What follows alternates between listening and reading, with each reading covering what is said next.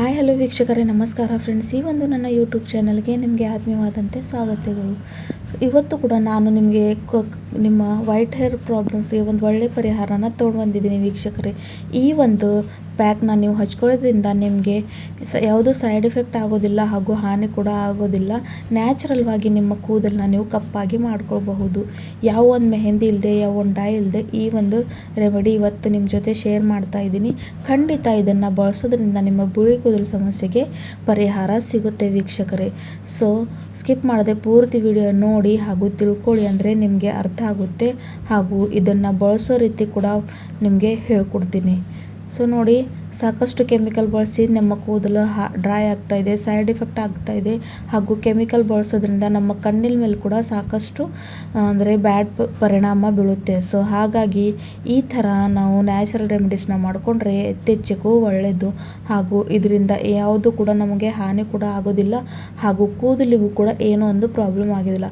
So ತಡ ಮಾಡದೆ ಬನ್ನಿ ನೋಡೋಣ ಇವತ್ತಿನ ನ್ಯಾಚುರಲ್ ರೆಮಿಡಿ ಏನಂತ.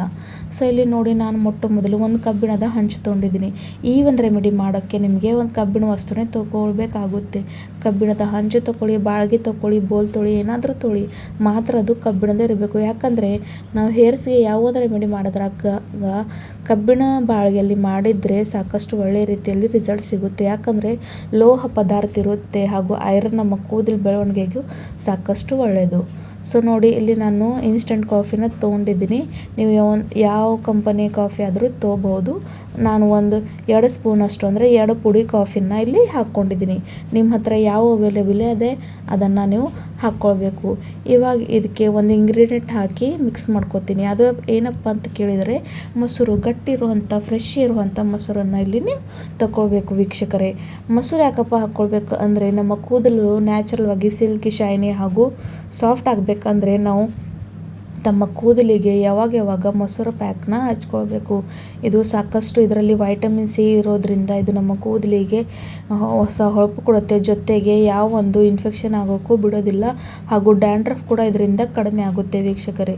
ಸೊ ಇದರಲ್ಲಿ ಲ್ಯಾಕ್ಟಿಕ್ ಆ್ಯಸಿಡ್ ಅಂತ ಒಂದು ಪದಾರ್ಥ ಇರುತ್ತೆ. ಅದು ನಮ್ಮ ಕೂದಲಿಗೆ ಒಳ್ಳೆ ರೀತಿಯಲ್ಲಿ ಬೆಳವಣಿಗೆ ಮಾಡೋಕ್ಕೆ ಹಾಗೂ ಜೊತೆಗೆ ಸ್ಕ್ಯಾಲ್ಪ್ನಲ್ಲಿ ಯಾವುದೇ ಒಂದು ಇಚ್ಚಿಂಗ್ ಆಗದೆ ಕೂಡ ನೋಡ್ಕೊಳ್ಳುತ್ತೆ. ಸೊ ನೋಡಿ, ಇದನ್ನು ಸಹ ಹಾಕ್ಕೊಂಡು ಒಳ್ಳೆ ರೀತಿಯಲ್ಲಿ ಮಿಕ್ಸ್ ಮಾಡ್ಕೊತಾ ಇದ್ದೀನಿ. ಈ ಒಂದು ರೆಮಿಡಿನ ನೀವು ನ್ಯಾಚುರಲ್ವಾಗಿ ಮಾಡಿಕೊಂಡ್ರೆ ಹಾಗೂ ಅಪ್ಲೈ ಮಾಡಿಕೊಂಡ್ರೆ ನಿಮ್ಮ ಬಿಳಿ ಕೂದಲಿಗೆ ಸಮಸ್ಯೆಗೆ ಪರಿಹಾರ ಸಿಗುತ್ತು. ಜೊತೆಗೆ ಕೂದಲು ಬೆಳವಣಿಗೆ ಕೂಡ ಒಳ್ಳೆ ರೀತಿಯಲ್ಲಿ ಆಗುತ್ತೆ.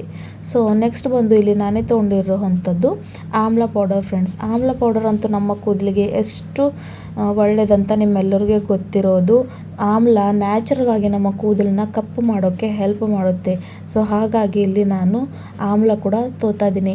ಈ ಒಂದು ವಿಡಿಯೋದಲ್ಲಿ ನಾನೇ ಹೇಳೋ ಪ್ರತಿಯೊಂದು ಇಂಗ್ರೀಡಿಯೆಂಟ್ ನೀವು ಸ್ಕಿಪ್ ಮಾಡದೆ ಯೂಸ್ ಮಾಡಲೇಬೇಕು. ಆವಾಗಲೇ ನಿಮಗೆ ರಿಸಲ್ಟ್ ಕೂಡ ಸಿಗೋದು.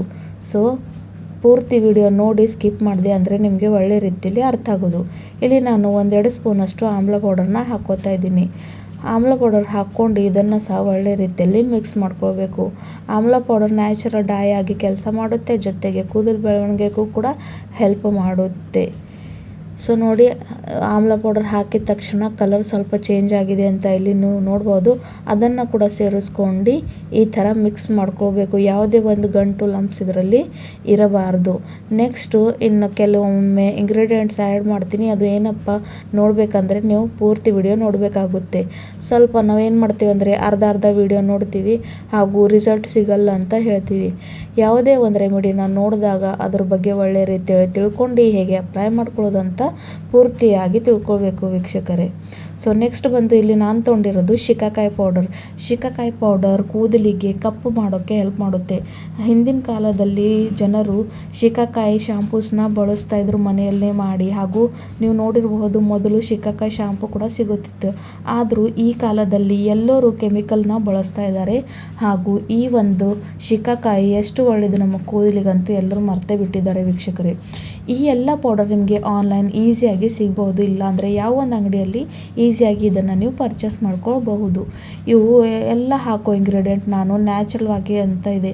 ಇದರಲ್ಲಿ ಯಾವ ಒಂದು ಕೆಮಿಕಲು ಇಲ್ಲ ವೀಕ್ಷಕರೇ. ನೋಡಿ, ಶಿಕಾಕಾಯಿ ಹಾಕಿದ ತಕ್ಷಣ ಕಲರ್ ಚೇಂಜ್ ಆಗ್ತಾಯಿದೆ ಅಂತ ಇಲ್ಲಿ ನೋಡಬಹುದು ನೀವು.